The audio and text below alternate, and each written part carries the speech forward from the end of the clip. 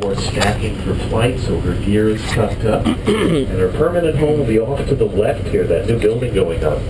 And actually, next Friday is when we'll be bringing her up the highway into the end of the building so we can finish that around her.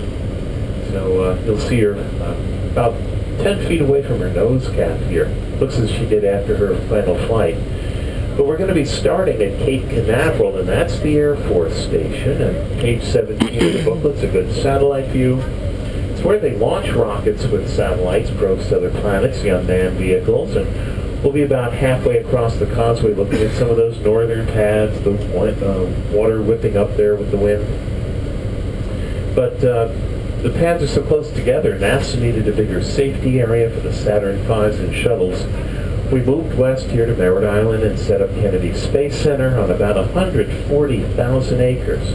With the 17,000 acres Capeside, it is all wildlife preserve. More about that later, too. On the inside front cover, a picture from space of where we are, and we'll be starting out near the bottom of the industrial area.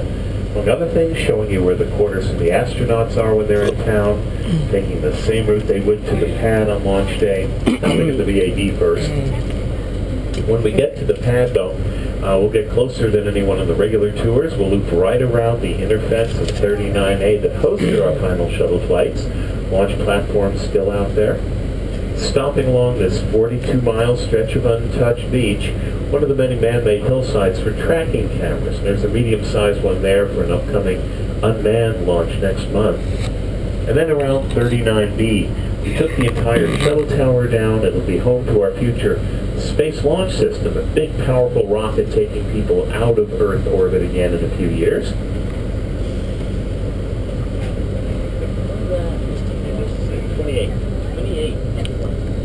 From there, looping around the press site, where you see the countdown clock, past the Launch Control Center, and then taking you on to the Saturn V Center to rejoin the regular tours.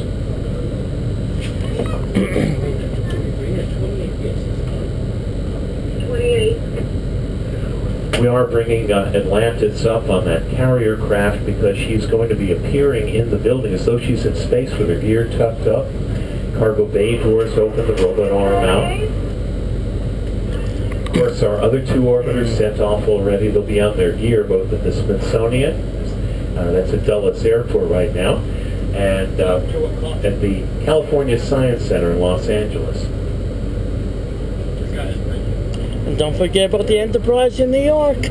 Right. Our drop test orbiter, non-space-worthy Enterprise at the New York on the Hudson River. Intrepid. We've been there. Yeah.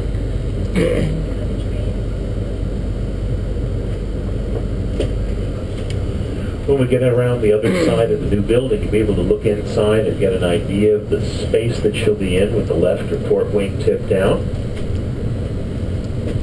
They put some temporary blacktop over there. The Ferrari transporter, it's built by Ferrari in Italy, goes 5 miles an hour top speed, slow Ferrari, and it's bright yellow, but it has 40 wheels and it'll be coming over the blacktop there. Copy. For you.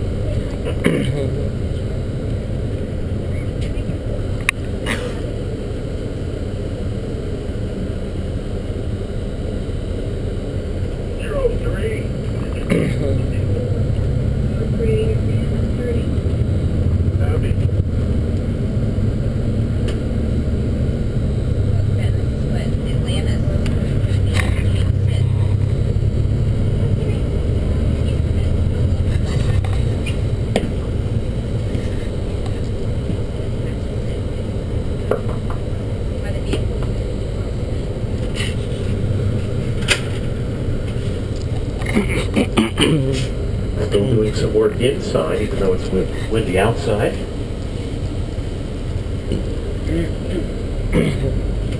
When we turn, you'll see our guard gates. Tom and I have our badges. I think your stickers are such your bright colors so they know we belong where we're going. Once we get through, feel free to take pictures of anything. Look at the open hangar doors. Up on the right by the badging station, a real Redstone rocket with a mock-up Mercury capsule. It was 51 years ago. NASA launched their first astronaut on a rocket like this from Cape Side, Alan Shepard, on a 15-minute suborbital flight. 8 years after that, we were walking on the moon.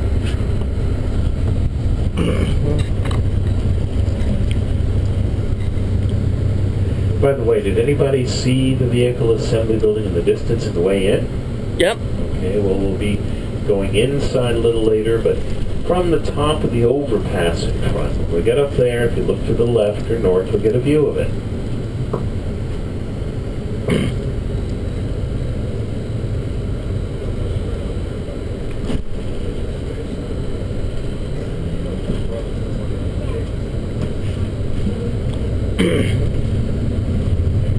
It is where Saturn V moon rockets were stacked, modified for our shuttle fleet. The future space launch system is about the same size as the Saturn. Should be a Always big try to bird. reuse equipment to save tax money.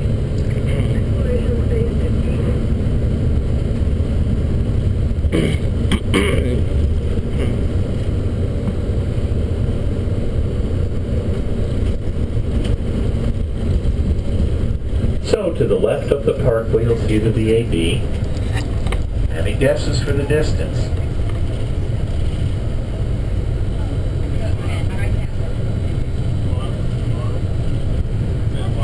Well, it's 5 miles away from us. We'll give you the numbers on it when we head there. We're going through our industrial area on the way to Cape Canaveral, and the first low building ahead to the left with the big white dish antenna sitting next to it. This is called switching and distribution, and it's really the telephone exchange for the base. Please deposit 25 cents in the next 3 minutes.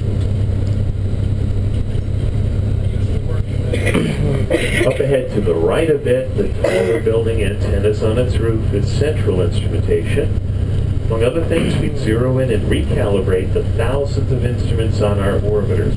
That from space.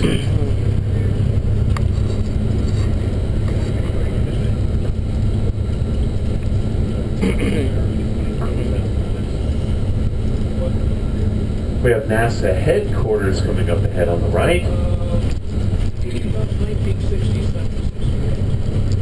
As we go by, in the top center, behind the flagpole, the director's office. And right now, that's Bob Cabana. He was, though, commander of the first shuttle flight to put the first 2 pieces of space station together. That was about 15 years ago. Our last flight with Atlantis just over a year, finishing the station, retiring the shuttle fleet after 30-plus years.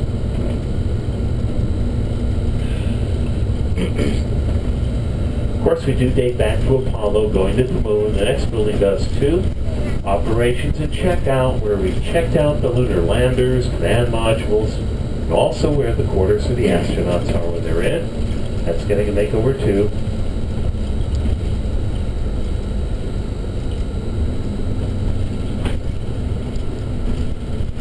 Of course, our newest project was the space station and its processing facility, the last brown building coming up. Yeah, I see the fire trucks.